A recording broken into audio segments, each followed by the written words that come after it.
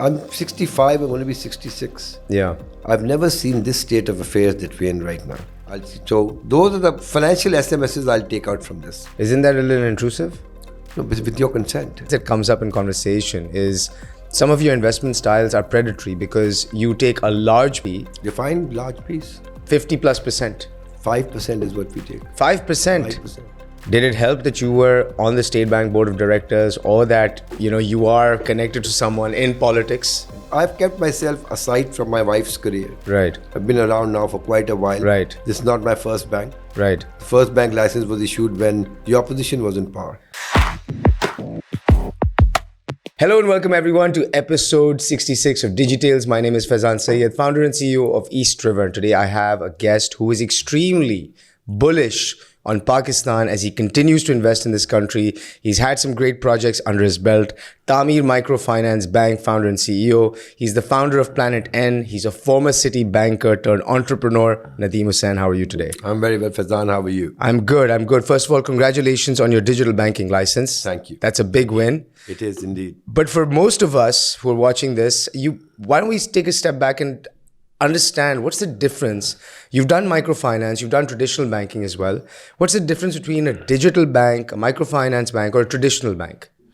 So I would say the big difference, if the digital bank gets it right, would be the customer journey in terms of how customers are acquired and how customer needs are fulfilled, database lending, immediate decisioning, and basically understanding what the customer wants. Now, traditional banks are supposed to do all that. But if it takes you 2 months to open a company account, there's something wrong with your digital journey. Right. If it takes you 3 months to approve a credit card, there's something wrong with your credit assessment engine. Microfinance is very restricted. Microfinance is meant for the bottom of the pyramid. Right. There are restrictions as to who you can lend to. There is a limit in terms of income after whom you can't lend to those people. There is a limit on the loan size. Okay. And microfinance banks cannot do anything other than lending and deposit taking. So no credit cards, no loans. No credit card. No loans you can do. Auto loans type house loans. Obviously, that's too big for it. As per the regulation, microfinance banks can only do productive loans. Okay. But there is... What's a productive loan? A productive loan is something like a barber getting a chair to enhance his business. Okay. As opposed to getting money to marry his daughter off or go to Hajj. Got it. That's consumption loan. Okay. But the money is fungible, so it's not as tightly monitored. Right. But that's the spirit that give consumption loans, don't over-indebt the bottom of the pyramid. So you're banking the bottom of the pyramid, the banking the unbanked through microfinance banking. You're getting them into the system. Traditional banks, big brick and mortar banks, they're long processes. And you want, in this day and age, to cut those processes down to a couple of days at the max. Minutes. So loan approvals, credit cards. My aim is, if the ambition works out right, is to open an individual bank account in a minute. In 1 minute? 1 minute. Make a credit decision once the data has arrived in 30 seconds. Right. And have the whole fulfillment process under 5 minutes. Wow. Open a company account under an hour. How much data do you need to make those decisions? And is the quality of data in Pakistan good enough for that? So the data exists, but it's in different silos. Okay. And you need to be able to use data proxies. You need to be able to have risk appetite. A lot of risk Commercial appetite. banks don't have risk appetite. Absolutely They not. essentially lend to the government and a glorified fund manager. And it's all collateralized lending. And so ours is not, there's no collateral, there's no cash flow. It's database lending. There is no cash flow. You're not looking at any cash flow. Not looking at cash flow. So I can walk in as someone who's an entrepreneur and say, I want to start a business. No, that's very different. That's a startup loan. Okay. So I'm talking about using data points to lend money. So let me start. So let's say there are 5.1 million Kiryana plus, general stores. Right. Where do they buy from? They buy from FMCGs in the open market. If I have data of what they buy from the FMCGs over a year's period, then all I have to do is create a program which says I'm going to pay the FMCG the money and give these guys the goods, and there'll be a short-term cycle when they order again. Got it. Now, I don't need to do that myself. There are 8 companies in the market which are doing this, but they don't have credit because commercial banks don't lend to them. So ours is the open API bank where we will partner with anybody and everybody we think has access to the end customer or the segments we've identified. We will have our own credit engine based on the data that they give us. And on 6 months' time, we'll build up a balance sheet based on partners as well as our own assessment. Interesting. And so how do you manage the non-performing loans, or NPLs as they call it in the industry, when you go with this approach? Because there's no collateral. Yeah. So in this approach, what you do is you price for default. Okay. And when the default takes place, you eat it. Because the cost of collection is higher than the amount you're going to get. Yep. So it's granularized lending. So you're lending 1 lakh, 5 lakhs. You're not lending 50 crores, 100 crore. So on the 5 lakh lending portfolio, if X percent goes bad and you've priced for it, then you may want to go after a couple of them to tell the market that you are going to come after you. Yeah. Because even though it's not collateralized, there's an obligation. Right. I just don't have any collateral which I'm going to liquidate, but I have the personal obligation of the individual. Right. But again, depending on the size of the loan, I expect losses. This is not a non-loss business, but you price for the loss. And when you price for this loss, do you become way more expensive than, let's say, a traditional bank?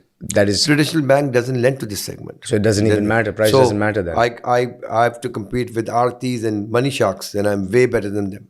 Okay, so you're basically competing with the Aartis and Money Sharks. Got it. And so when you price it this way and you price it for default, you're competing with a completely different sort of informal banking let's say, provider. How will you make money in this process? Because there could be high numbers of NPLs and you may not be able to recover it. So where's way the it works profitability? is that it's a pilot-based approach. For example, we had a company called Tameer Financial Services. Now, in a country like Pakistan, the entire commercial banking industry lends to less than 2 million individuals. These are all your credit cards, your mortgages, your autos, and personal loans put together. 2 million people. That's nothing. And if you want to borrow from them, they'll ask you, bring me your salary statement. Yeah. So what if you're not employed? Bring me your utility bill payment. Yeah. Give me collateral. We basically said we're going to lend based on the data on this phone. Allow us access to your phone, and we will collect enough data points from this phone. Like what kind of data points? From So I will first of all look at your SMS and see if you're getting any SMSs from banks in terms of confirmations of money you've withdrawn, Right. or debits or credit to your account. I look at any SMSs on your ordering, that you're ordering food, so I understand your buying pattern. So those are the financial SMSs I'll take out from this. Isn't that a little intrusive? No, but with your consent. Okay, with my consent. Yeah. You want the money without giving any collateral. You want the money in 5 minutes. Yeah. So you have to bear some pain. Yeah. But again, I will guarantee you that the data I take from you is not going to go anywhere. And you will tell me which data you're collecting from my I'll phone? tell you, there's several times we'll highlight, we're not taking your photograph. Now, there have been some abuse of this recently. Right. And the Securities and Exchange Commission has come up with new regulations. People were taking your contact data and then calling your contacts to say this guy, the direct hasn't paid. We didn't do anything. But that's bad practice. I'm just talking about data that we can get. Which Facebook do you, which social media are you on? So what you do is you give 5,000 loans blindly. Okay. No assessment. Okay. So you want to apply for a loan, I'll give you 5,000 rupees to 5,000 people or 10,000 people. And that's your test. That's your test. And then you see who pays and who doesn't pay. And then your data starts profiling the profile of people who pay and who don't pay. Then you do another test of another 5,000. Right. And you take the benefit of the first test.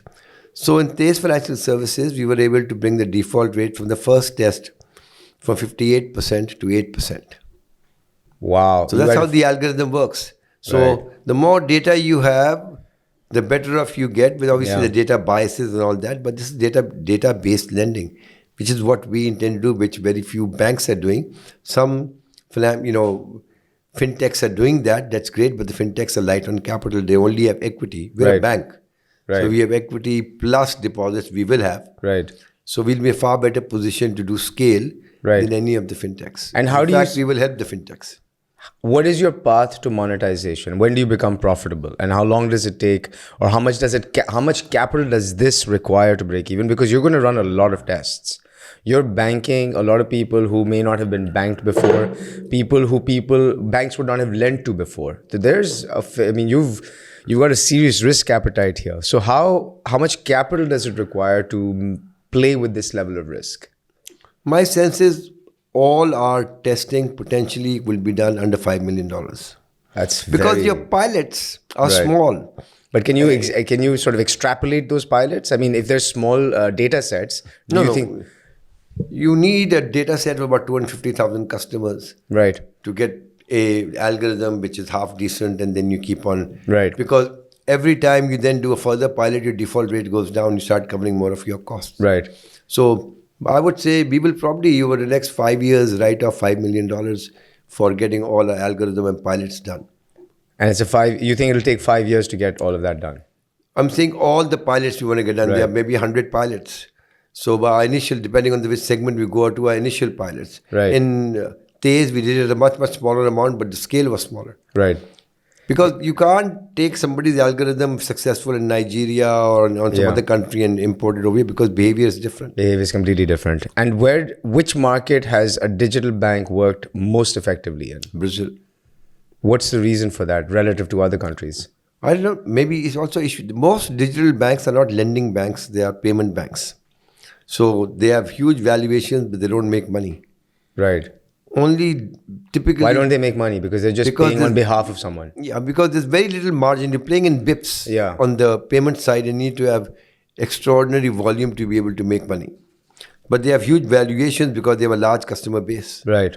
But it's very difficult. Part to monitor. Part to profitability is not so clear. It's not as But then most of your large unicorns don't make money. That's true. And as the well. market accepts that. That's but true. we have a very clear part to profitability. In third year, we'll make money.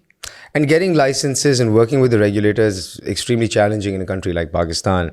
Did it help that you were on the State Bank Board of Directors, or that you are connected to someone in politics? Do these things help? And even though you resigned from your position, The decision for us, the license is not a board matter. In the 4 months I was on the board, never came up to the board and Right. never has before. Right. It's a non-board matter. I resigned because I thought of perceived conflict of interest as people would view it. Right. Because they don't understand how the state bank works. This is management score. right? The board found out which names got the license from the newspaper. None of the board members knew. And I wasn't in the board in anyway Right. at that time, but the existing board members didn't know. State Bank board doesn't get involved in the management of the bank. They look Right. at policy and understand and help institute policy. On the political side, it's a negative as opposed to a positive. It is? Why is that? Because people view that this is the political issue. But I've kept myself aside from my wife's career. Right. I've been around now for quite a while. Right. This is not my first bank. Right. The first bank license was issued when the opposition was in power. Right. That's true. Okay? That's so true. I've got these on the merit of what the central bank thinks I can do for the country and for the bank. And is that why you would say that someone with your experience, you've done, Tameer, Microfinance, very successful exit on that. Do you think that's why you got it and D Bank, which is, let's say, the other competing digital bank, did not get it? I honestly don't know why any of the other people, I can only speculate, only the Right. state bank knows. I think we got it because we had a very good consortium. We have Kuwait Investment Authority investing through its subsidiary Enetec, fresh money coming in. We have Park Kuwait, which has deep pockets.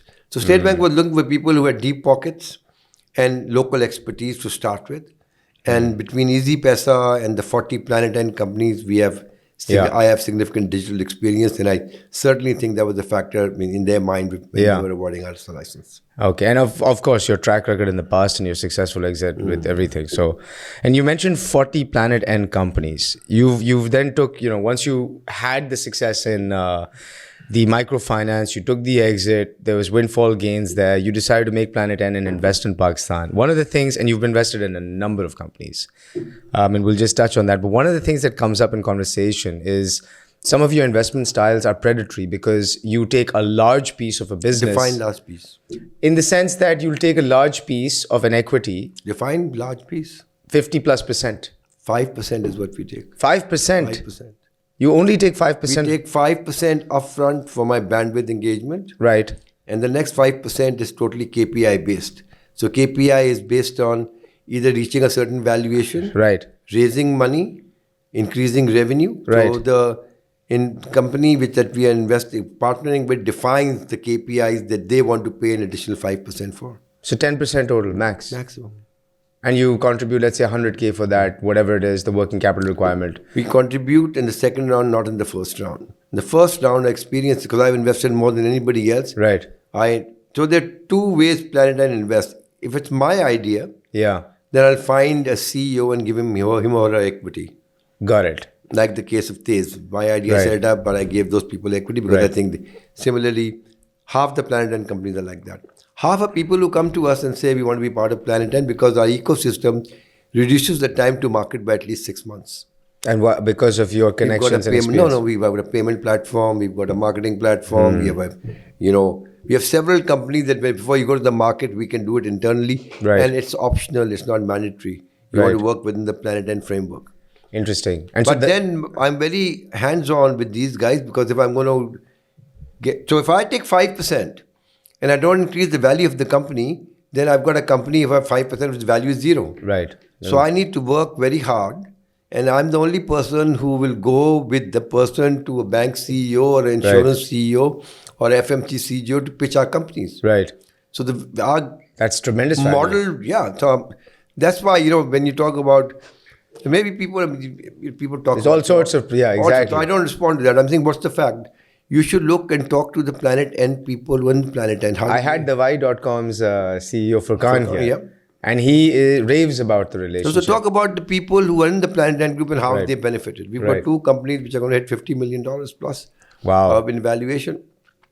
So it's the people who see the value. People don't see the value. That's okay. Yeah. I mean, I have finite amount of bandwidth. Right. I can't take on every company. So even when I have to take on a company, I have to go to the investment committee, although we don't invest in the first round to say, should we be spending time on this? Where is my time best spent? Yeah. But the value is that when you create that ecosystem, you get a lot of synergies. That's and one of the things that startup CEOs need to do is talk to each other.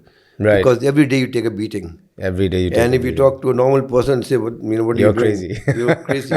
So you talk to people who in the same thing, and then you Right. get a lot of support. You get a lot of things. Oh, yeah, I did that, didn't Yeah. work, try this, try that. So that's the ecosystem that Planet has put together. So you've created like a mini EO or a YPO for these startup entrepreneurs. You've created a They're all forum young, for them. 35. I take risk on people. I only do seed and pre-seed Okay. because that's the thing where I think we can add most value. How many of your companies have gone, let's say, Series A or B?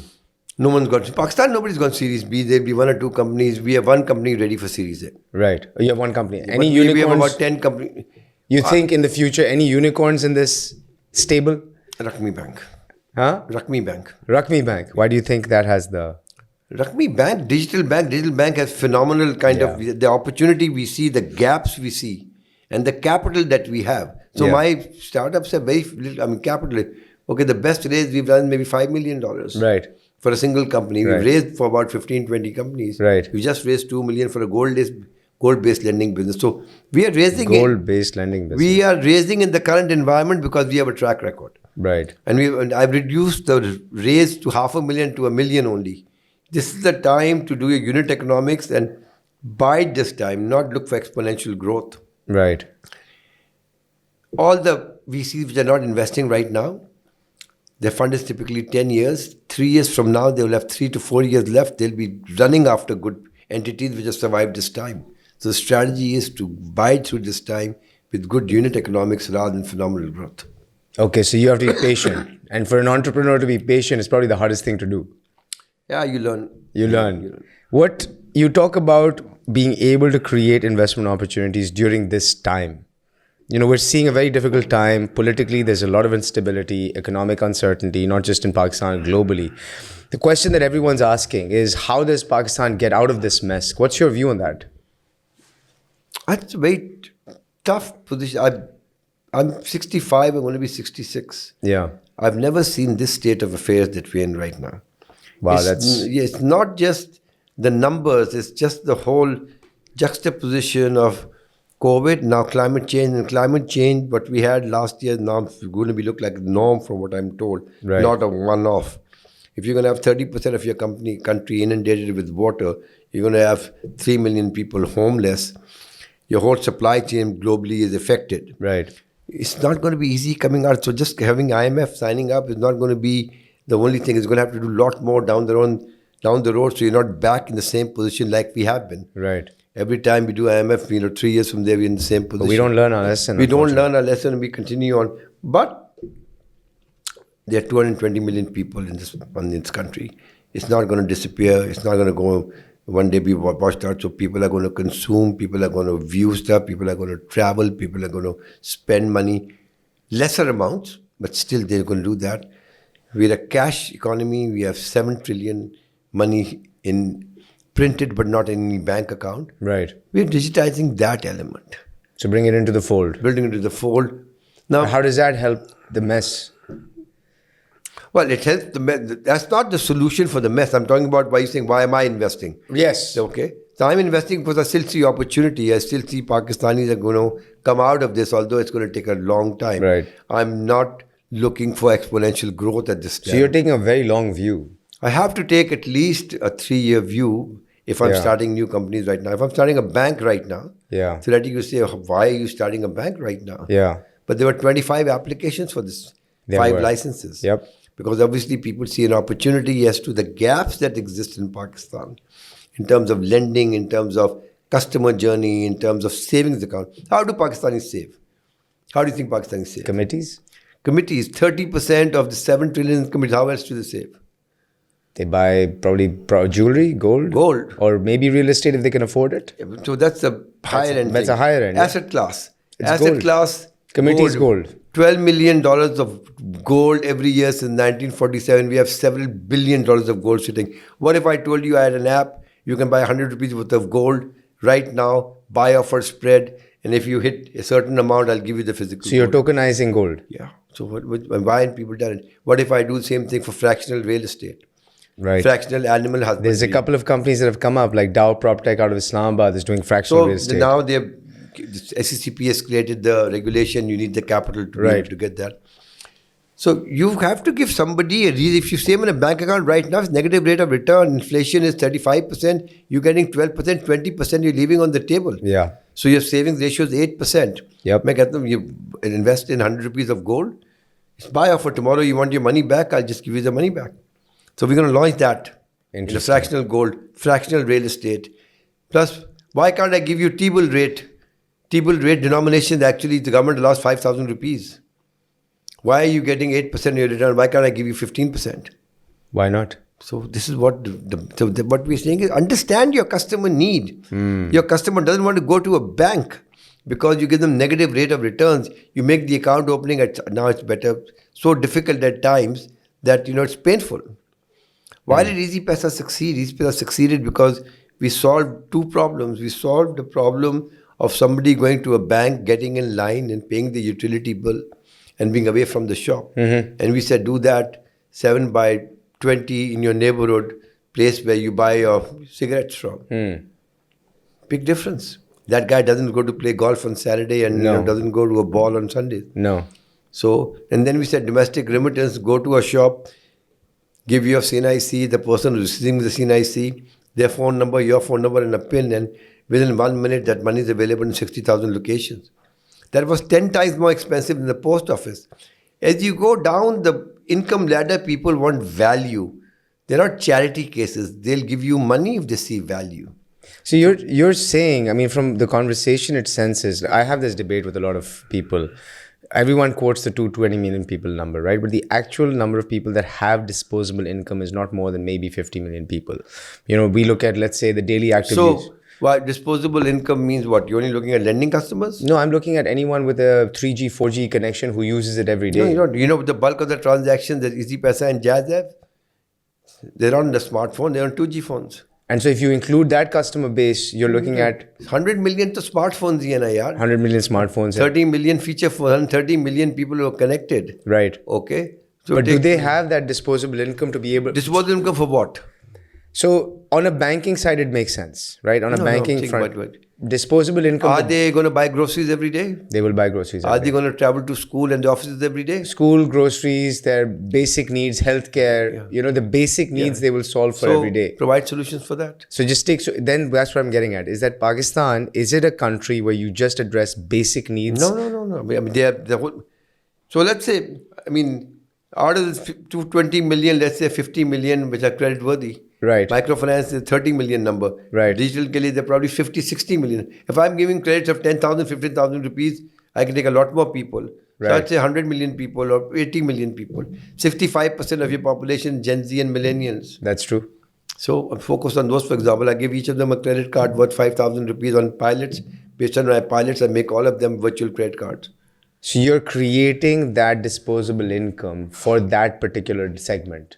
I'm And not you- creating disposable income. I'm providing income depending on what they're going to use it for. Of course, of course. Consumption, something. Right. I mean, freelance is a huge community. Productive Huge- loans, value loans. Value loans plus consumption as well. Right. Plus consumption. So I'm not saying that we'll only do productive loans, but consumption as well. But I think there's a huge market. You need to have the risk appetite. You Yeah. need to put money on the table and take some knocks. Yeah. People do marketing campaigns of $5 million. Yeah. I'm creating my algorithm for $5 million. I think I have far better use of money and ROI Yeah. than making awareness, and doing marketing, which I can't even know which people are coming because the marketing I've done. Right. Now, digital marketing, different, you can connect. So it's a question of how you use your money and do you have, the ability to take that hit. And you learned to take risk, and you're talking about risk a lot, but you learned to take that risk after spending over 20 years in the banking sector. 27 years. 27 years you were at Citibank. Banking is not known for risk globally. But sure, maybe you've got some investment banking, leverage finance overseas that does take risk and whatever. But traditionally, bankers don't get into this field this late in their career. What made you switch? I was 48 years old. I was probably the top 10 senior Pakistani if I said the top 10 senior most Pakistanis in the Citibank entire world, I would probably be one of them. Right. But that is, I'm going to go to Urdu and then I can translate. Jungle mein mor nacha, So Kisne dekha? Kisne dekha.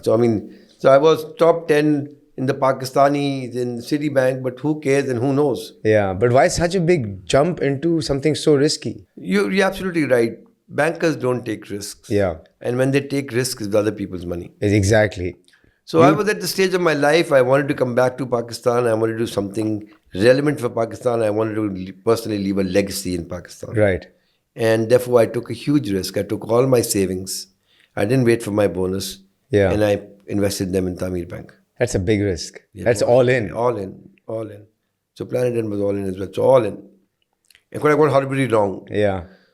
But you've got to... But you went all in. Was there another, let's say, approach, a mindset that you have to have with, a lot of people can go all in and lose. But with the all in, what mindset did you need? Because it took you 10 years from the day you started it to the day you exited. Yeah. And every single day of those 10 years was not hunky-dory, I'm assuming. No, of course not. So what was the mindset along with the all in that you had? So there's, if you're an entrepreneur, you have to have a lot of belief in yourself. But there's a thin line between belief and arrogance. Okay, and there are elements of my arrogance that I lost $4 million. Okay. And you recognize that? Yeah. So haven't lost that money, and I've recouped more than that. Right. But that was when you make a lot of good money after hard work. You think whatever you touch is going to turn to gold. Yeah. You think you walk in water and not get wet. Yeah. And then God teaches you, Yeah. God makes you wet. So I took that gamble with my money. All my co-founders, I gave them sweat equity. Right. I didn't have to ask them to put any money in, and I Right. went all in. And God was kind to me. But resilience, confidence, and the ability to pivot. Yeah. So I had 27 years of experience, not as an entrepreneur, but in 7 different countries. That all benefited and helped me in understanding what I need to do. And therefore, Tameer was successful. We made a very successful exit after that. In fact, Ant valued the company at $410 million. Incidentally, my book is coming out on the 17th of February. Very nice. It's called The Bank is Born. It's an autobiography, but it's largely the Tameer Easypaisa story. Banker's Ball. Guy, please, everyone. No, a bank is born. Bank is born. A bank is born. Okay. And this is going to be available in bookstores, Audible? Yeah, it's Liberty is the printer. Liberty is the printer. Those two, there are. So you talked about resilience. You talked about going all in. My last question is, in the last 3-4 months, and I'm tying it back to what you just said, you've never seen it this bad in this country. In the last 3-4 months, we've had the highest number of people leave the country. Brain drain at its highest, at its peak. You're still bullish on Pakistan. You're still investing here. But what what would you leave with the 20-somethings that are the bulk of this population that are saying, you know what, we're done. We're out. We think there are greener pastures over there. Yes, Nadeem Hussain, you are investing in Pakistan, but you can afford to. You can afford to take that risk because you've got that cushion behind you. You've got the years of experience. I'm someone in my 20s. I don't have any of that. I'm out. How do you retain that person? Because that person is your future CEO of your startup. So firstly, my view is that there are no greener pastures in the world we're in right now. It's all shades of what we have right now. So this is not the US, this is not the Europe, this is not the Australia. It was 10 years ago. So it's not so easy to go out and do stuff that so everybody's feeling this pain. There's a global supply chain issue. There's a global recession issue. So this pain is everywhere. People getting laid off in startups globally, Right. more than we've laid off. Right. So where are you going to go and what are you going to do? So my faith remains in this country despite what's going on. And I'm not saying that what's going on is business as usual. It's far from business as usual. But we're going to come out of this. Nations don't go bankrupt. They go through hard times, and we are definitely. But USSR didn't survive. Sorry? USSR didn't survive. It became Russia. Yeah, exactly. So I mean, we will survive. We'll go through this pain, and if we have consensus at the top, then we'll take the administrative measure that needs to be taken. Have faith, okay, and work it out. But I can't preach too much because I spent 27 years outside Pakistan. Right. I only worked 5 years in Pakistan before coming back. So if somebody wants to go out, let them go out, experience, learn. What you can be in your country, you can't be anyplace else. I think that's whether very you're a true, dual yeah. citizen, it doesn't matter. You'd be a second-class citizen all your life. When we come back, you can do something. You can be recognized for what you do. Right. So I continue to invest. I only have 3 companies outside Pakistan. Everything is in Pakistan. I'll continue to invest. And Rakmi is going to be a big company. Right. And Great. all the best to you with Rakmi. All the best with all of your investments. Hopefully, we'll see a unicorn very soon. And thank you for investing in the country and in investing in talent, because one of the things that everyone talks about is how you spend time with entrepreneurs and you coach, mentor, and guide them. And I think that is the key. As an entrepreneur myself who started a business from a prior banking background, so I share a lot of similar values as you. Obviously, I was not in it for 27 years, but I get that. And you need a coach, a mentor, and a guide. And that's the role you've been playing for a lot of mentors. Thank you for doing that, and thank you for investing. My pleasure. And thank you for the time. Pleasure. Thank you. Stay tuned for the next episode and subscribe to the channel. See you later. Bye.